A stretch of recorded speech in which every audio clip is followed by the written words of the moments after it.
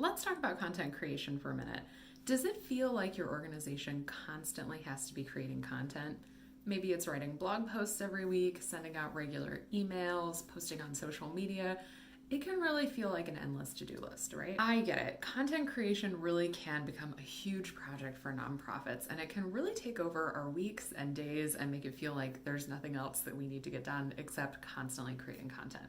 Well, today I want to talk about how we can rein in this madness with systems for efficiently creating content in less time. And specifically, we're going to talk about how to batch your content for an entire month. My name is Vanessa Lockshin, and I'm the president of the Storytelling Nonprofit. I often have conversations with clients and students and even readers of the Storytelling Nonprofit blog who tell me that creating content, whether it's stories, informational updates, photos, videos, anything like that, feels like a big project for them and it's taking up a lot of their times. And maybe you can relate to this. Maybe it feels like you're also kind of on this content creation hamster wheel, as I like to call it. So to help you step off this hamster wheel, I want to talk about a technique, really a productivity technique that I use to create content and that I've taught many of my students and clients that's helped them become more efficient. And the technique I'm talking about is batching your content. And specifically, we're going to walk through a process to help you figure out how to batch your content for an entire month to free up more of your time to do other communications work. So before we dive in, I just want to talk about, well, what is batching? I've said this word a couple of times, and maybe you've never heard it before.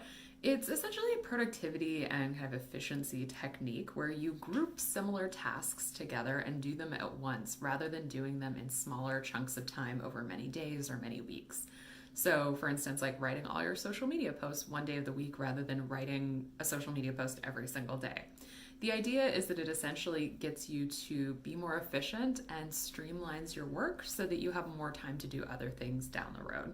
Sounds pretty good, right? Apply this to nonprofit content creation, and I'm going to walk you through a couple of steps so that you can use this in your role.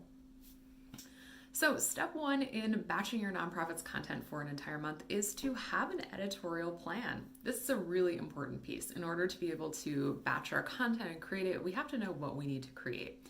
I personally like planning in 90-day increments, and I've got a great video on how to create a 90-day communications plan that I'll link to here that you can check out. But planning your editorial content helps you know what needs to get created. And so when we're sitting down to actually figure out what it is we need to create for the month, we have that plan in place, and that can really help guide us with our content creation.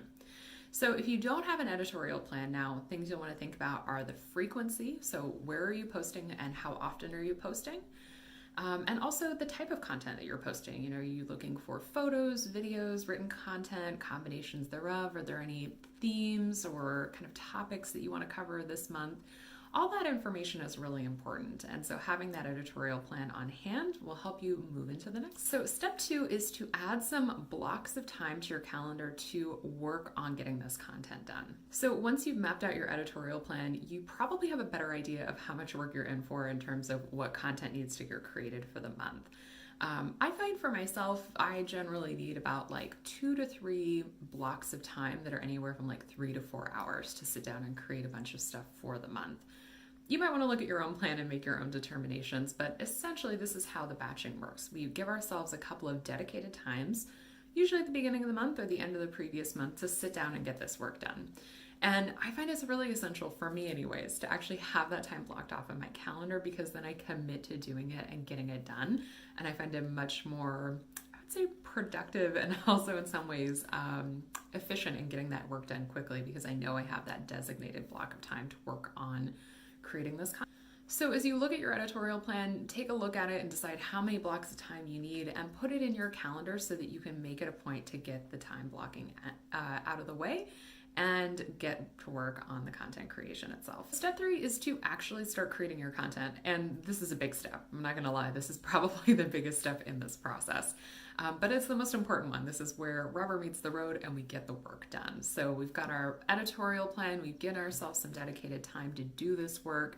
We can now sit down and start writing, creating graphics, doing anything that we need to do in order to get the content created. So one of the tips that I would give to you as you're figuring this out for yourself is to think about, what are your ideal working conditions for creating content? Do you need to be working in total silence? Maybe you need to put a note on your door or near your cubicle to ask people to kind of give you some space for a while because you're working on something. Do you need a coffee, maybe a tea handy? Do you like to wear noise canceling headphones? Maybe listen to some music? Whatever it is, think about what those ideal conditions are and set yourself up for success by making those happen so that you can be more focused in the work that you're doing. Now, if you find as you're going through your time blocks over a day or two and maybe it's taking longer than you thought, that's okay. Sometimes it takes me longer than I think it's going to create content.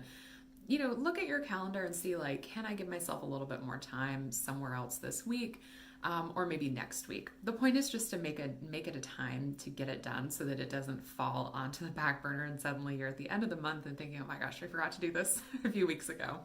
So just make sure you keep yourself in check and have that on your calendar. All right, step 4 is to edit and review your content. Of course, this is an important step that we want to do. I personally like to write everything once, get the first drafts out of the way, and then go back and take a look at everything and do edits and revisions and anything else that might need to happen. So make some time to go back in, read everything, proofread it, make sure you're happy with it. You can also really look at the overall flow of everything too and think about, does this content make sense? Am I creating kind of an arc or a story or a theme over time?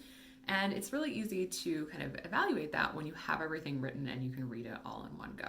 You might also want to have relevant tools open for content creation. I know everyone has different places they like to store their content. I personally use Trello and Google Docs as a combination for writing content and organizing it. So if you have specific tools you need, make sure you have those open and ready to go so you don't have to go searching for the things that you need to store and organize your content for later on.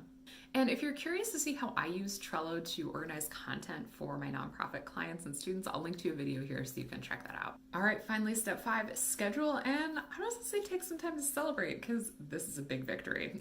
So if you have content that you've created that can be scheduled ahead of time, I would so encourage you to use a scheduling tool to do this. So there's things like the schedule right inside Facebook pages. You could use Hootsuite, Recurpost, which is what I use. So many different scheduling tools to make your life a little easier so you don't have to constantly be thinking about this. If you wrote some content for email newsletters or your blog, you could also schedule those or at least just get them uploaded into the right tools so that later on you just have to go in and hit publish. Do what you need to do to get it scheduled and get it where it needs to be.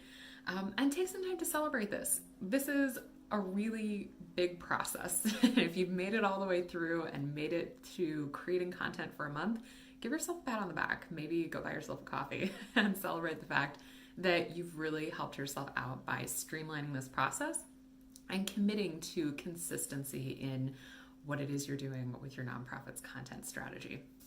So I'd love to hear from you in the comments below. Have you tried batching before, or is this something you're looking forward to trying? Let me know. And I would say this is totally a technique that can be applied to other things besides content creation in our nonprofit work. So get creative and think about how you might be able to apply this to areas of your fundraising work as well. As always, thank you so much for tuning in. I so appreciate you watching this week's tutorial. If you enjoyed this, be sure to give it a thumbs up. And if you'd like more communications and fundraising tutorials every week, be sure to subscribe.